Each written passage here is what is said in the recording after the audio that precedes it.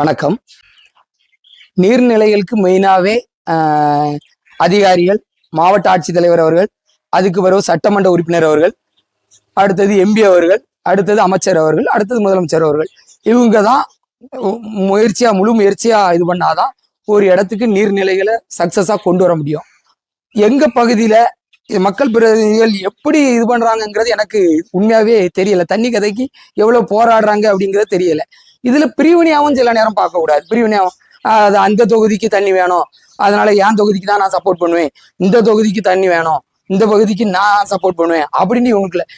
ஒரு அமைச்சராக இருந்தால் ஒரு தமிழ்நாட்டுக்கே பொதுவானவர்கள், ஒரு எம்எல்ஏவாக இருந்தால் அந்த தொகுதிக்கு பொதுவானவர்களாக இருந்தாலும் மற்ற தொகுதிக்கும் அவர்கள் செய்யலாம் நினைத்தால். அப்படிப்பட்டவர்கள் கண்டிப்பாக தயவு கூர்ந்து நீர் வாழ்வாதாரத்தில் எல்லாருமே உங்களுடைய கண்களாக, இரு கண்களாக, இந்த மக்கள், இந்த தமிழ்நாட்டு மக்கள் இரு கண்களாக பாவித்து அவர்களுக்கு நீங்க அனைவருக்கும் சமமாக